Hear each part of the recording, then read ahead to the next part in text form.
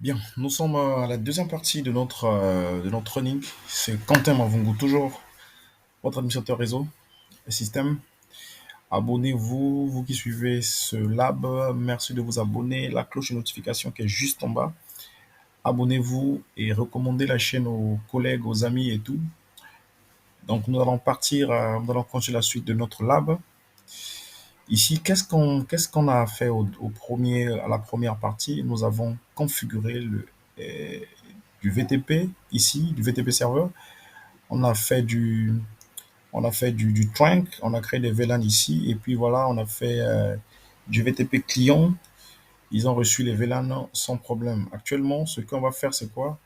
On va appliquer ce qu'on appelle par de l'HSRP. Donc, l'HSRP, ou bien on va passer par l'Ether Channel d'abord pour plus de précision, pour finir avec tout ce qui est Orange qui sort sur notre architecture. Voilà. Donc, actuellement, je vais être au niveau de du premier switch qui est là. Je sais que mes interfaces, mes ports qui sont là, ça part de 1 à 4. Pareil ici, 1 à 4, ici 1 à 4, et aussi 1 à 4. Et donc là, le switch de distribution, le switch core, le premier switch et le deuxième switch core, ils seront LACP d'un côté en on. Donc, je rentre le premier switch, le switch core, je mets on, level, je mets hostname. Je mets conft rapidement, conft, je mets hostname, je mets switch-core 1, entrée. Interface range FA0 bar 1-4, entrée. Channel, protocole LACP, entrée. Channel, groupe, channel. Je mets de N, channel, groupe, groupe 1, mode active. Le, le, l'Ether Channel LACP, c'est le protocole standard. Le PAGP, c'est le protocole propriétaire de Cisco. Donc, le LACP, nous appliquons le LACP comment?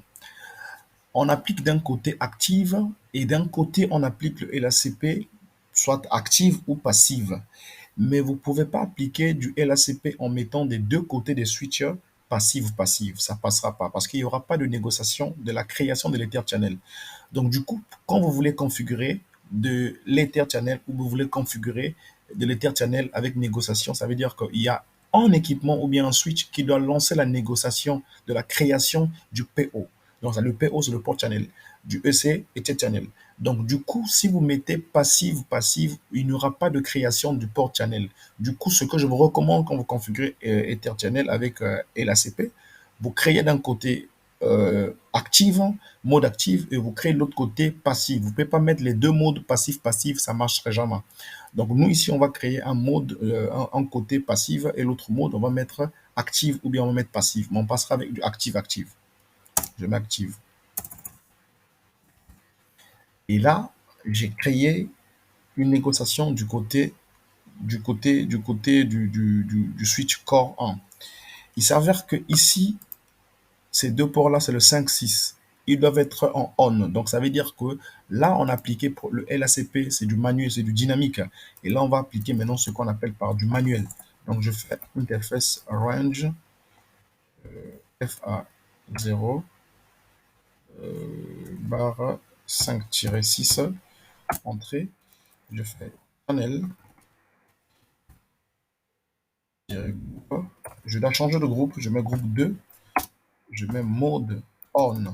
Là, je n'ai pas mis channel protocol parce que là, c'est pas le truc dynamique. Tout ce qui est dynamique, on parle de protocole. Mais là, c'est manuel, donc directement, je mets mode on. Je mets entrée. Voilà, j'ai créé. Et quand je fais do show IP interface brief et que si je repars un peu vers le haut, vous allez voir que j'ai créé des ports, j'ai créé un port channel ici. J'ai un port channel qui est là, 1, et j'ai un port channel qui est là, 2. Si je viens voir ici, là,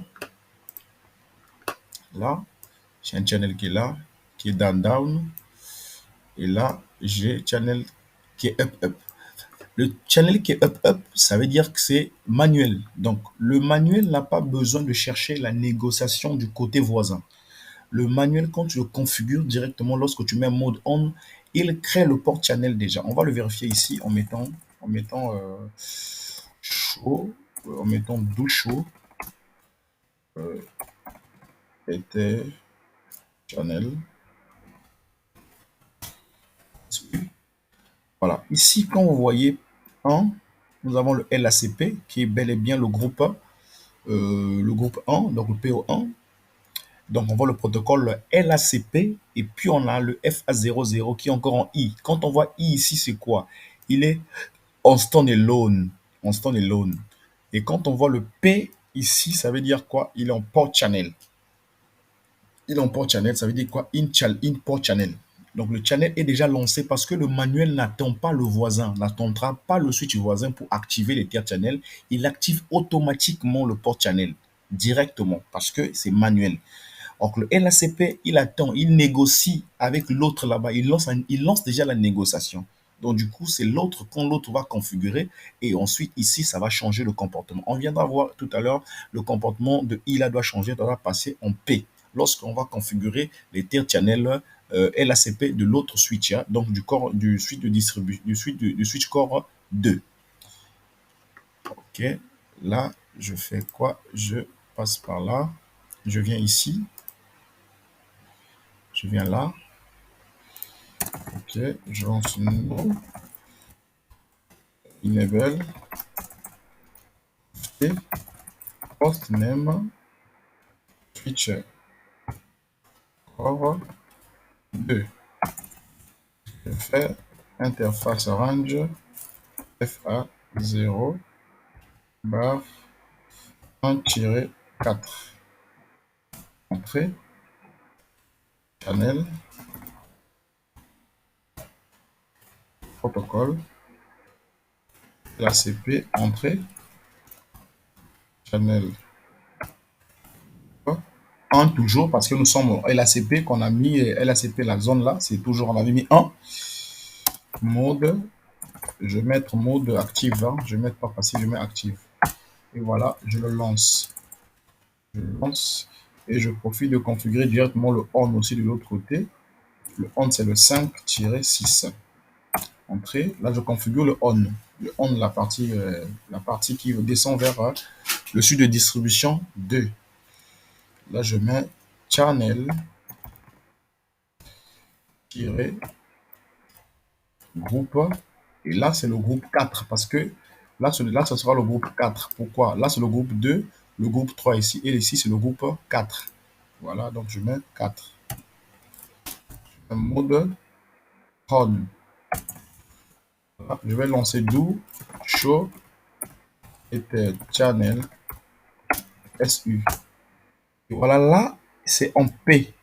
En P, ça veut dire que le port channel est bel et bien créé. Et ici aussi, il a lancé la création du port channel parce que c'est on. Et là, le LACP, évidemment, c'est bien lancé. Et lorsque je reviens ici, là, je vais voir évidemment que le LACP est bel et bien lancé. Je vais rappeler la commande.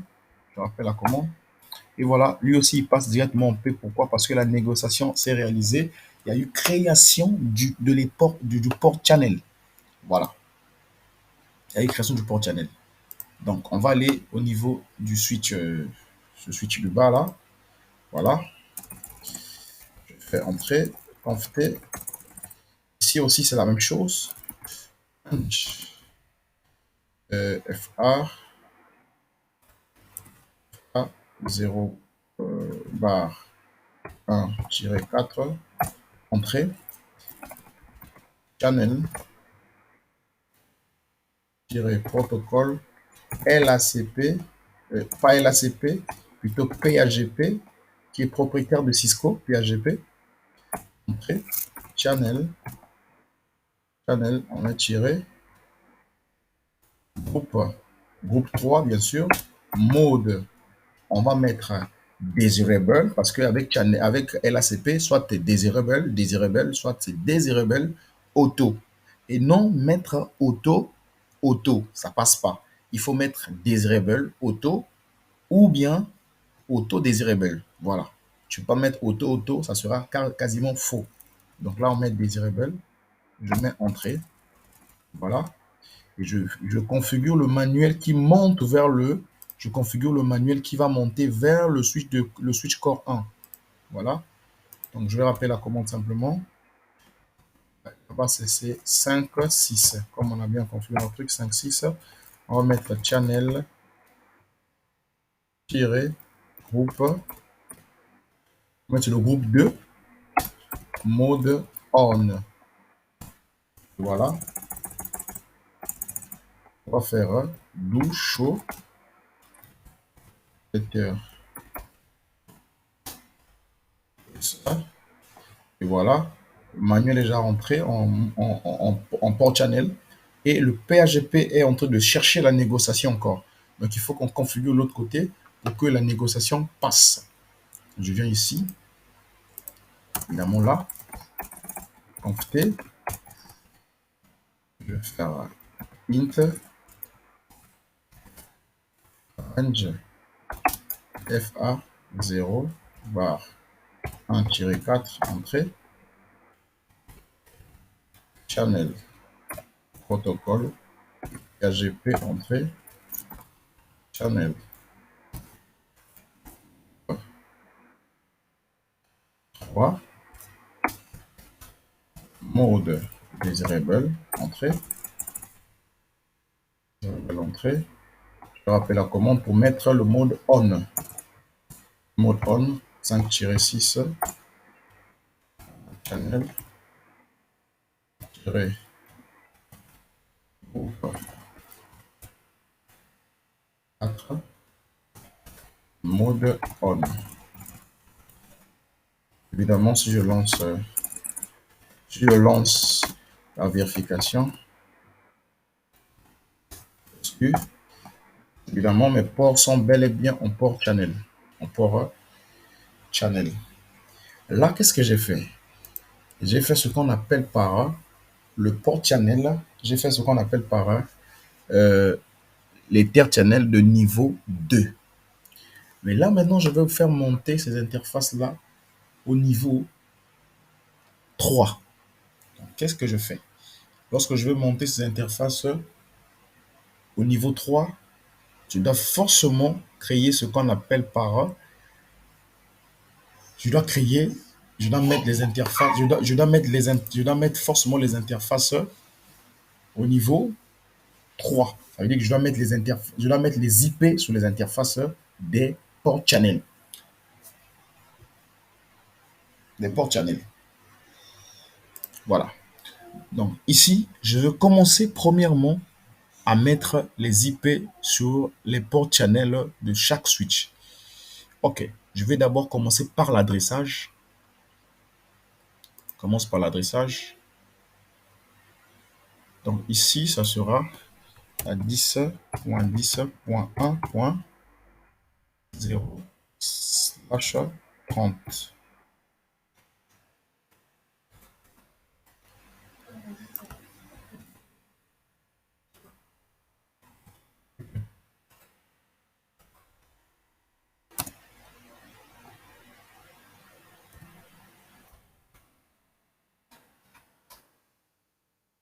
/30. Nous allons faire ici. Ici.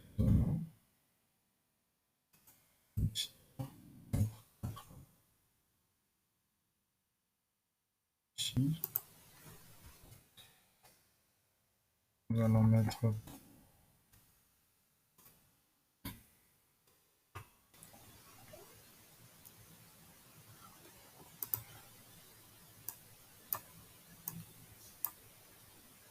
3.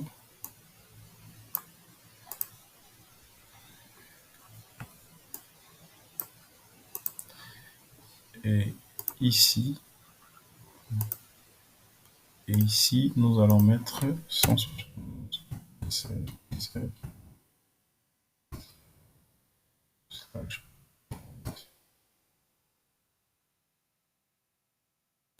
On va mettre 177.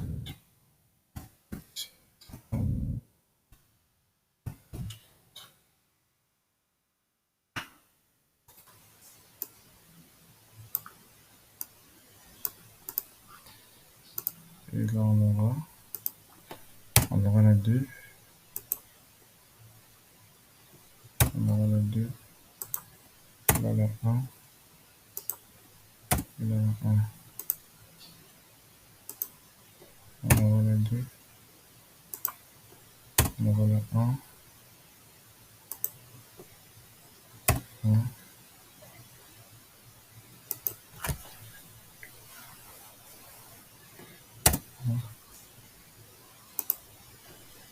2.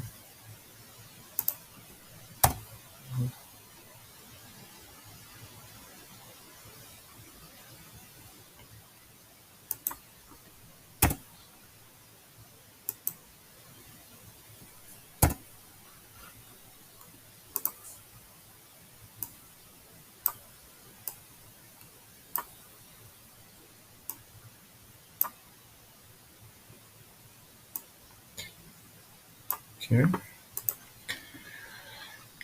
Là, maintenant, on va commencer la config. Là, c'est 2, 1 qui regarde là-bas. 1, 2. 1, 2. On va faire ça. Faire ça. 1, 2.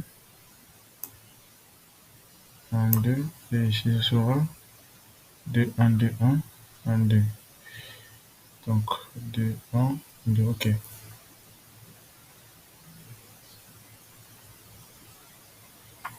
Et ça marche. Donc, on va commencer par le switch de distribution. On commence par le premier switch ici. Switch core plutôt.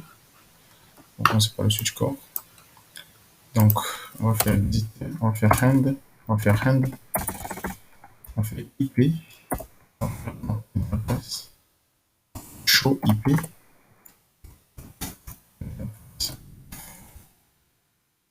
Ici, on a une interface qu'on appelle P1. Ça veut dire quoi? L'interface port channel 1, c'est l'interface qui regroupe ces quatre interfaces-là, ces quatre ports-là. Donc 1, 2, 3, 4. Ils sont dans ce port channel-là. Dans ce support channel qu'on va donner une adresse IP pour qu'il monte au niveau 3. Donc je commence par configurer le port channel. Je fais port channel 1. Pour dire au switch que tu n'es plus une interface, tu n'es plus un port, tu as une interface, on doit mettre no switch port, on met entrée. Et puis là, on peut maintenant fixer l'adresse IP 192 IP 10.10.1.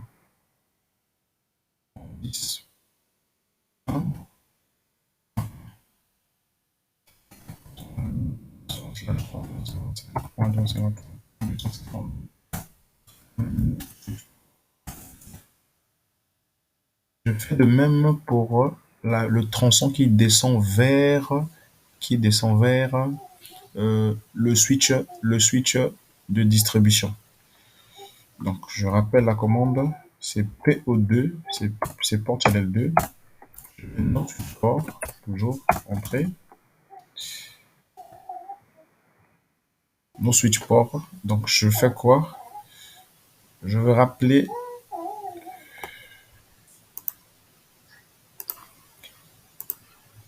Donc, je veux configurer le port channel. Là, j'ai déjà mis le port channel. Je mets l'adresse IP de ce port channel là. IP, adresse 10, 10, 2, 2,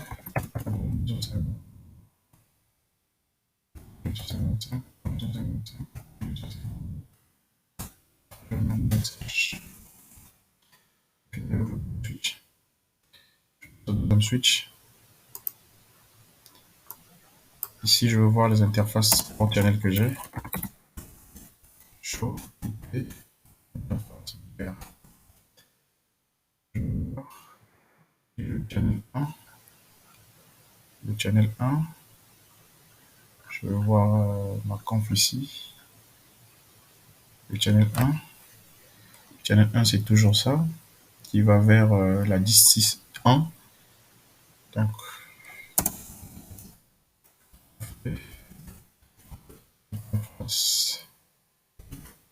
channel 1.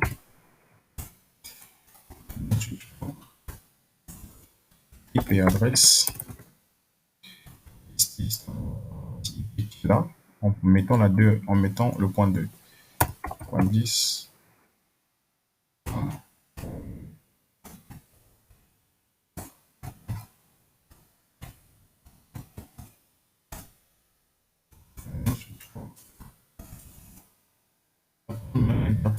Le port channel qui descend vers la 10.10.4. On rappelle les commandements.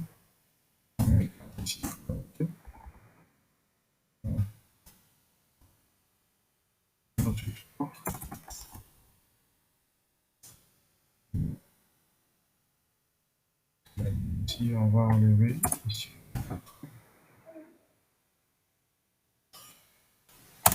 On est OK, on met le message. Fini avec ça aussi. On va venir au niveau des couches, au niveau des suites de distribution. On va aussi configurer channel. Mettre interface. On va mettre Bluetooth et interface.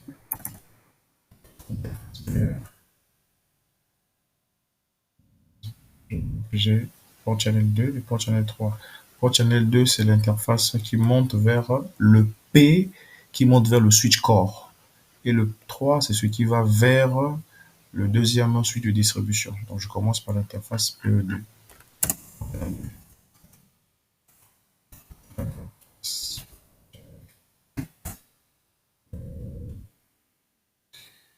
commence par nos switch core. IP.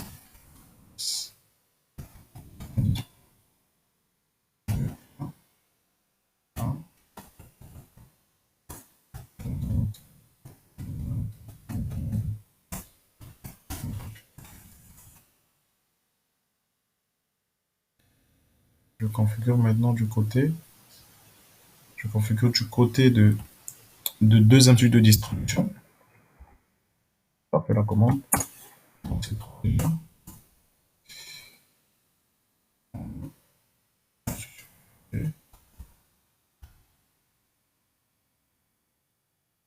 Ici, je mets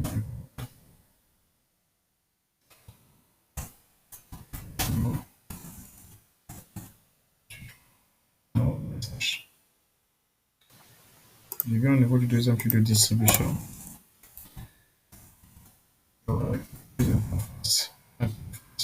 Port channel 4 et port channel 3. Quand je fais interface port channel 3, port, élément, interface, port, je mets IP adresse. Ça veut dire que je suis au niveau du sous-réseau 10.10.3, mais qui va prendre la 2 comme dernier octet. 10.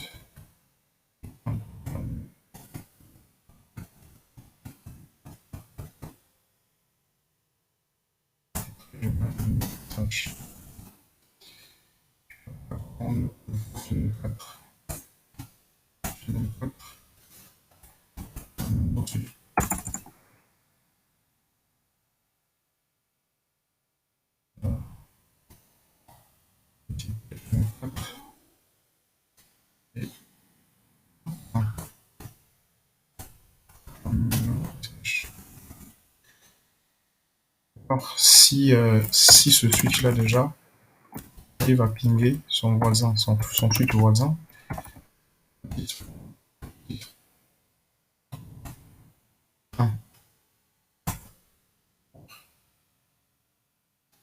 voilà, il arrive bien à pinguer son voisin. S'il arrive à pinguer son voisin,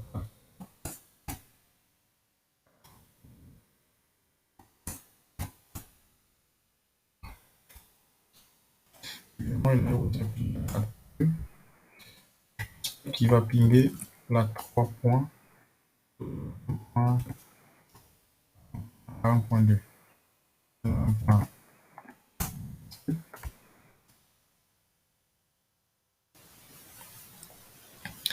Il ne va pas pinguer la 1.1 parce qu'il ne connaît pas des routes pour arriver au niveau de la 1.1. D'où on va implémenter plus tard on va implémenter plutôt ce qu'on appelle par le routage OSPF. OSPF ici pour permettre en sorte qu'il puisse router l'information jusqu'à ici. Voilà. Donc, ce qu'on va faire ici, nous on a configuré. Et là, ce qu'on va faire, on va passer par le HSRP. Donc, on passe par le HSRP et puis on configure le DHCP. Donc, le HSRP, c'est l'adresse IP virtuelle que doit voir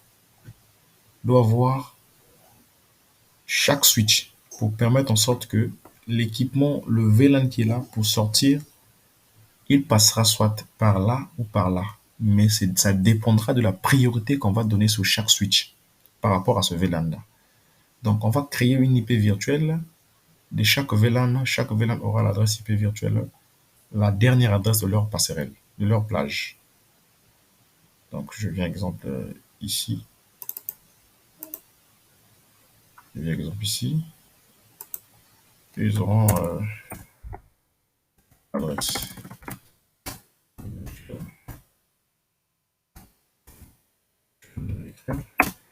Voilà, 10.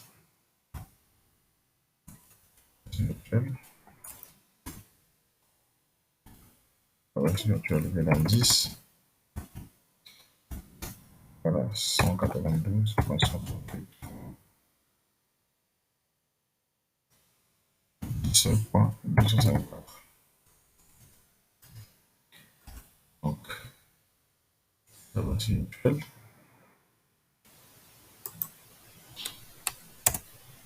Le VLAN 30 aussi. Le VLAN sur la voiture.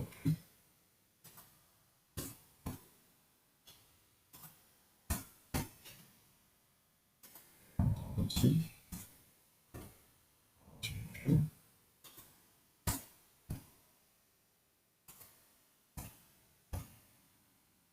La voiture sera deux côtés de leur VLAN.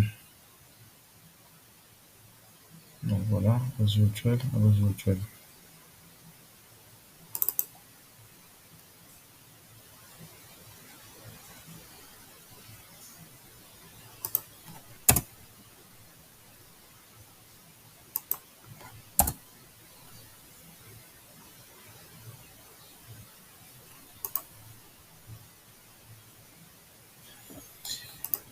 Mais voilà, donc on va commencer par là. On va configurer ce qu'on appelle par le HSRP, ou quand on dit le HSRP.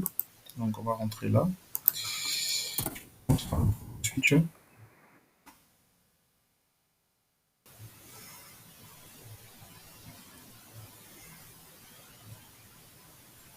Donc je vais commencer par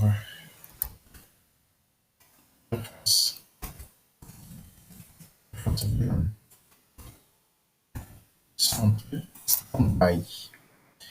Standby suivi du groupe, ça veut dire suivi du VLAN. Donc je vais mettre 10. Non, je vais mettre IP 192 168 10.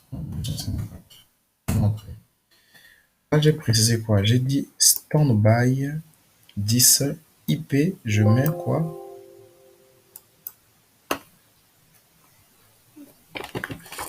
Patientez une minute, je vais mettre mon PC à la charge.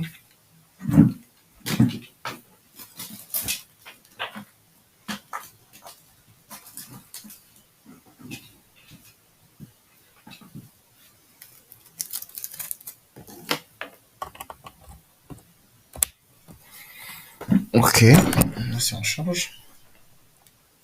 Là, qu'est-ce que j'ai dit? J'ai donné l'adresse IP virtuelle pour ce VLAN là, d'accord? Je continue la conf. Je mets standby 10 priority Par défaut, sur les switches, la priorité est à 100. La priorité est à 100. Je le mets à 105. Je vais rentrer. Je mets stand-by. Ici, preempt. Preempt. Voilà. Donc, ça veut dire quoi? Sur ce switch-là, le VLAN 10 sera prioritaire. Donc, le VLAN 10 forcément passera par là pour atteindre le routeur. Il passera par le switch 1, par le switch de distribution 1 pour atteindre le routeur.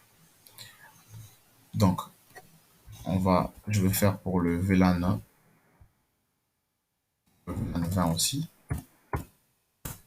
Je vais faire aussi en sorte que le VLAN 20 soit prioritaire sur ce switch-là. Le VLAN 20 soit prioritaire sur ce switch-là.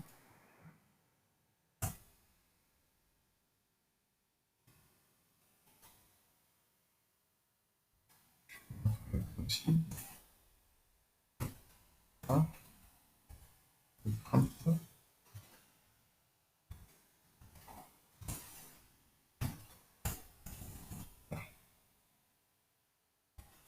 maintenant, je veux faire en sorte que le VLAN 30 ne soit pas prioritaire sur ce switch. Lui, quand il va trafiquer pour arriver au routeur, il doit forcément passer par le switch de distribution 2. Donc ici, il sera en stand-by. Il ne sera pas prioritaire sur ce switch-là. Il sera en stand-by. Je fais VLAN 30. Je mets stand-by.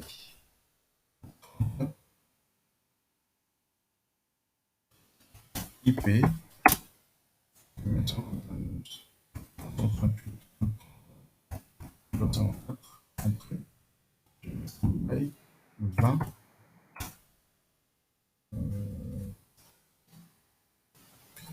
Priority. 25.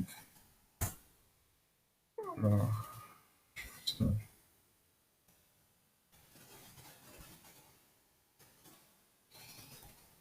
j'ai mis 20, j'ai mis 20, j'ai mis 20, j'ai mis 20.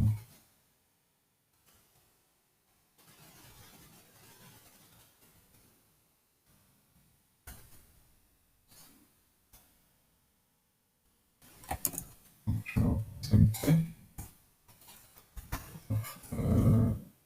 stand-by 30. Et on attend la plus pour 168.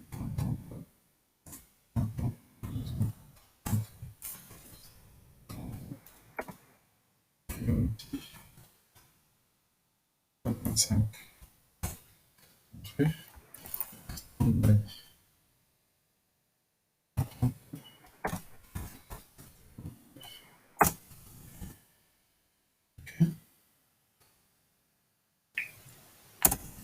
Non, pour voir l'état de ce que j'ai fait, je vais faire exit pour voir la courbe que j'ai fait. Exit, je vais faire show, standby. Je vois ici. Je vois ici, il est quoi déjà? Le VLAN 20. Le VLAN 20 est prioritaire ici. Il est prioritaire sur ce switch-là. Sans statut active. Il active ici, il active. Il est local, local. Mais on ne voit pas les stand-by parce que quoi? Parce que l'autre switch de l'autre côté n'est pas encore configuré. Il n'y a pas encore de configuration.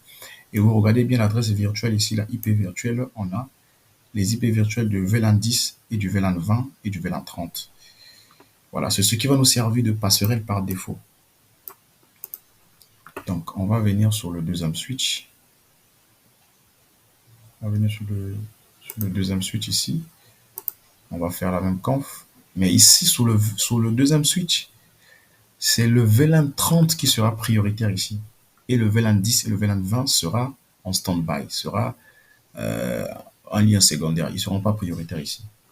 Donc, je vais faire interface VLAN 30, VLAN 30, entrée, stand-by 30, IP 192.168.30, stand-by 30. Priority, je vais mettre ça à 105, je vais mettre stand-by 30, 40.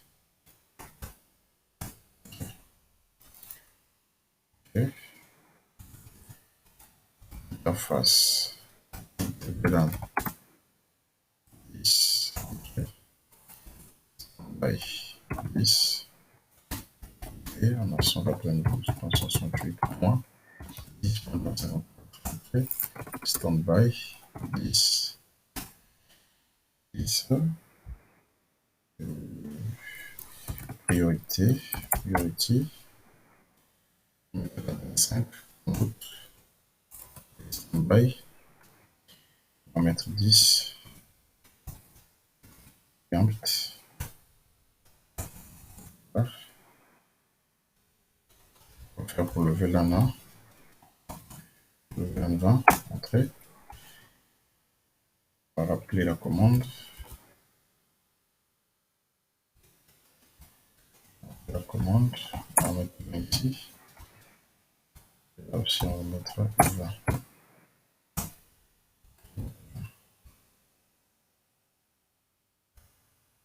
Ici. Je laisse en 5 parce que ça va pas pour tout ce suite là. On valide.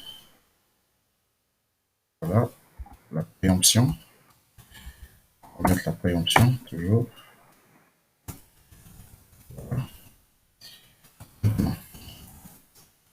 C'est la vérification pour voir s'il voit bien le switch voisin en standby et en priority. Show standby bref. Ok. Voilà. Là, vous voyez bien que ici, il n'y a qu'un seul active, il n'y a qu'un seul local. Là, sur le deuxième switch. Parce qu'on a dit quoi sur le deuxième switch? On a dit sur le deuxième switch, c'est le VLAN 30 qui doit être prioritaire. Donc voilà pourquoi vous voyez ici, le VLAN 30, il est seul à être en local. Et les deux autres sont en stand-by. En stand-by. Parce que quoi? Ils ne sont pas prioritaires sur ce switch. Et si on part sur le premier switch, on doit avoir deux actives et deux locales et un VLAN en stand-by. On va voir ça. Et il voit bien son stand-by là, qui est au niveau de la 30.30.1. On va voir ça. On vient ici. Voilà. On va mettre la commande. Voilà. Si vous voyez bien qu'on a deux actives locales. Ici aussi, on a active et locale. Ce qui veut dire correctement que ici, le VLAN 10 et VLAN 20 sont prioritaires sur ce switch. Sont vraiment prioritaires sur ce switch. Voilà, donc nous avons configuré IT channel, on a fait le layer 2, on a fait le layer 3, on a fait du HTTP, donc on a fait du HSRP. Donc, c'est la deuxième partie. La troisième partie, nous allons configurer la partie DHCP et nous allons appliquer le OSPF. Donc, c'était la deuxième partie de notre lab que nous avons terminé et nous allons passer à la troisième partie. Merci de nous suivre toujours. Merci de vous abonner. Merci de liker les vidéos. Merci de partager les vidéos à vos collègues. Merci de partager, de partager, de partager. On se retrouve à la prochaine vidéo, la troisième vidéo qui va nous montrer comment on applique le DHCP ici, comment on applique le OSPF à travers cette architecture-là. À très bientôt. Merci.